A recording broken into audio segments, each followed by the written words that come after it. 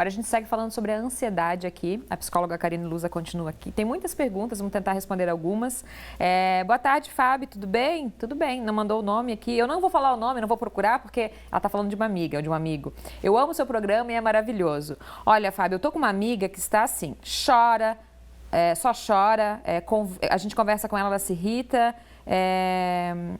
tá bem grossa às vezes e bem meiga, tem horas que ela fica tão calada, meu Deus. Eu falei para ela para assistir o seu programa porque está trabalhando sobre isso. Obrigada, né, por recomendar a nossa audiência, obrigada por tentar ajudar o amigo ou a amiga, né, ela falou amiga aqui. Vamos pedir para a Karine dar uma opinião sobre isso. Karine, e aí?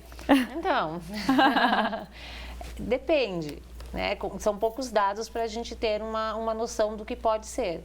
Com certeza, essa pessoa está passando por algum momento de desajuste emocional. Tanto pode ser uma ansiedade, como pode ser uma depressão, como pode ser indícios de um transtorno bipolar. Então, a gente não consegue, por poucos dados assim, diagnosticar. Mas é importante, se a pessoa percebe essa oscilação no humor, na paciência, começa a prejudicar o relacionamento com as pessoas, o trabalho, né? Se a amiga dela está relatando isso porque está prejudicando. Então é importante que ela procure ajuda, que ela tente buscar por um diagnóstico, pelo menos para saber se realmente é algo que necessita de uma atenção maior ou se com uma simples orientação e com acompanhamento leve, sem medicamento, sem nada, ela consegue ajustar o comportamento. Porque às vezes também é só uma questão comportamental da pessoa e por uma situação de vida que ela está vivendo naquele momento. Pois é, falando né? de situação de vida, até tem um outro caso que eu já vou ler e já quero te perguntar junto sobre a questão das fases da vida, né? A Georgia ali, como a gente citou um pouquinho, a própria mãe falou, tem a questão da adolescência, né? A questão da puberdade, que cada vez mais cedo hoje nas meninas, também porque tem um caso aqui, ó, ela me chama Cat. Cat, obrigada pela audiência. Meu filho sofre de ansiedade.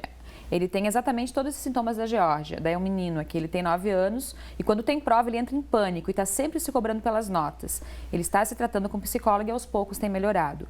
Mas como pais é muito difícil de ajudar, às vezes a gente fica sem saber como agir. Cat, muito obrigada por dividir com a gente também.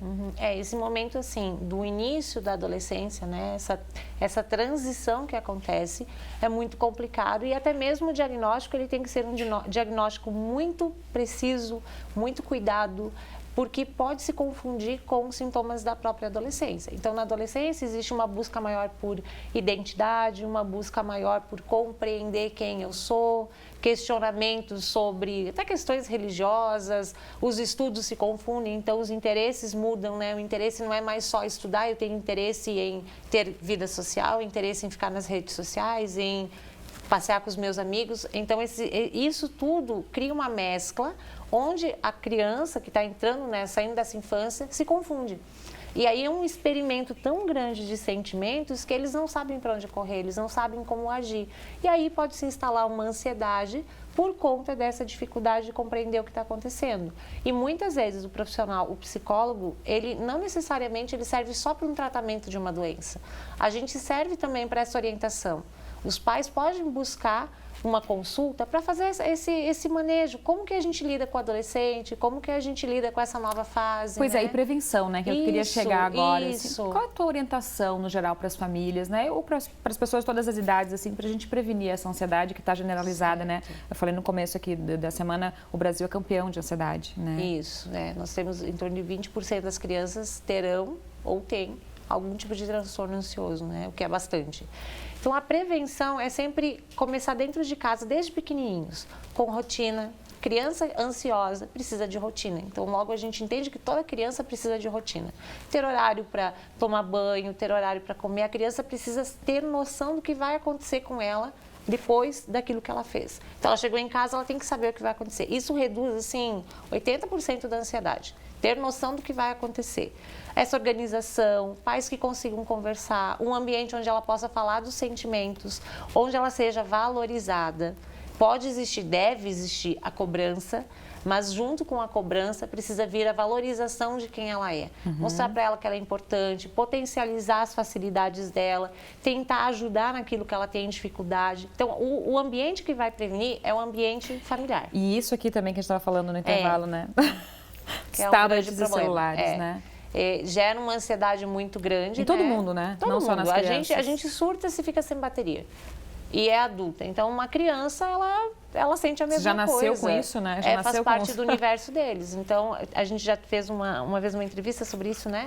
Sobre a dependência tecnológica. Então, que os pais se atentem a isso, ao horário, ao tempo que o filho deve estar com a tecnologia, em torno de crianças menos de 10 anos, 1 hora e pouquinho por dia, e tentar determinar em que horários que isso pode acontecer, de forma organizada dentro dessa rotina, para não gerar uma ansiedade de eu tenho que fazer o tema da escola, mas eu quero jogar.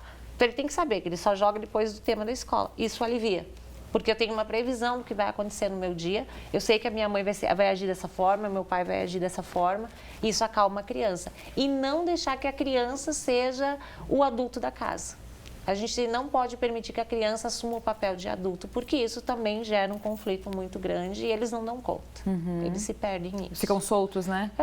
Criança é criança. Criança não é adulto, ele vai ter tempo para ser adulto. Então, precisa ser respeitado, precisa de adultos que sejam organizados. Eu sei que nem todos os pais são, mas a partir do momento que você tem filhos, buscar pelo menos o que conseguir, né? Tá certo, Karine. Muito obrigada por ter vindo. Obrigada a vocês. Né? Até uma próxima. E para quem está em casa, a pessoa que participou com a gente aqui, infelizmente a gente não consegue responder todo mundo. Amanhã a gente faz mais, né, algumas respostas. Amanhã a gente vai conhecer o caso da Cleide, né? É uma mulher adulta já, mas que identificou agora, que sofre de ansiedade desde muito pequena, com casos graves na família, e teve depressão junto com a Karine, citou aqui pra gente, né? Que a ansiedade e a depressão às vezes andam muito juntas. Tá aí, ó, a Cleide conversando com a gente. Mas ela mesma identificou, ela né, procurou ajuda, tomou medicamento, mas também identificou outros. Ó, ela tá tirando os sapatos ali para fazer uma meditação. Ela vai mostrar tudinho pra gente amanhã e a gente segue falando sobre esse assunto. Então, Ver Mais de hoje vai ficando por aqui. Agradeço a sua companhia, a sua audiência. A gente volta amanhã. Beijo no coração. Até lá.